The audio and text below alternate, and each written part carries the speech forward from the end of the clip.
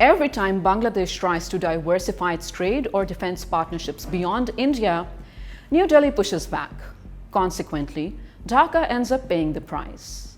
To begin with, India is one of Bangladesh's biggest trade partners because of proximity, market size, and ease of moving goods quickly and economically. Shared borders reduce transport costs, making Indian cotton, food, fuel, and industrial inputs easy for Bangladesh to import. But this gives India the leverage to control transit routes, market access, and trade facilities too.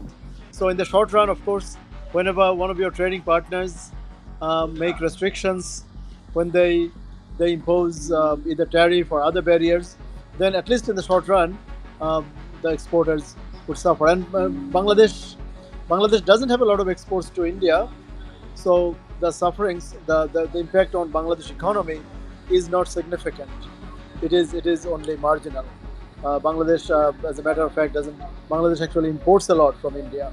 So India, when India does it, then they do it for political reasons. And the Indian government blatantly uses it to exert pressure whenever it feels like Bangladesh's political and strategic direction doesn't serve its purpose. That is the stark reality of South Asia's most consequential bilateral relationship today. Bangladesh's pursuit of strategic autonomy, an effort to shed a subordinate client-state role, increasingly colliding with India's diplomatic and economic pushback as Dhaka tries to explore its trade and defense options. In May 2025, India restricted Bangladeshi exports like garments, food, and plastics from land border ports, forcing it to use the two seaports Kolkata and Nhava Sheva instead.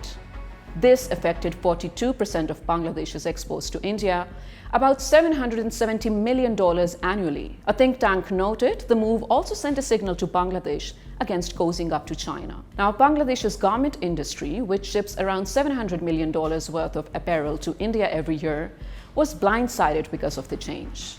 Exporters say these restrictions are a big threat for the country, as well as companies that depend on land trade. In April 2025, Dhaka banned Indian yarn imports, a lifeline for Bangladesh's textile sector, in a move that clearly showed that it was exploring other markets. India responded by revoking a transshipment facility that allowed Bangladesh to export to third countries via Indian land customs stations, a step that has made global logistics harder and costlier for Dhaka's exporters. Deepening the strain in relations, these aren't just isolated incidents. Experts see it as a much deeper diplomatic fracture causing unease in New Delhi. A new report claims relations between India and Bangladesh are now more strained than at any point in time since 1971, with tensions spilling over into trade deals. On the other hand, Bangladesh's interim government insists the door for talk is open and that they maintain a liberal trade regime, but no breakthrough has been witnessed yet. This friction has real strategic repercussions. Bangladesh is actively boosting ties with China and other partners for investment and trade,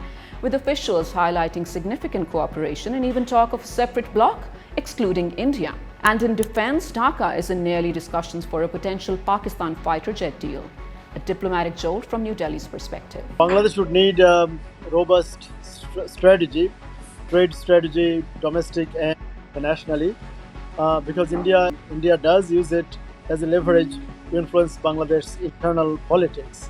And India has actually never treated Bangladesh as a neutral trading partner or as a neutral neighbor. We expected India, and we still do, that India would treat Bangladeshi people as one, instead of making discriminations or favoring one party or the other. Of course, India can have they have every legitimate right to have a strategic interest in Bangladesh, but choosing winners and losers, and the kind of things that they did to perpetuate to support the last regime, which was anti-people, which was undemocratic, was not in the best interest of either India or Bangladesh, I would say, in the long run. The result is a cycle of action and reaction.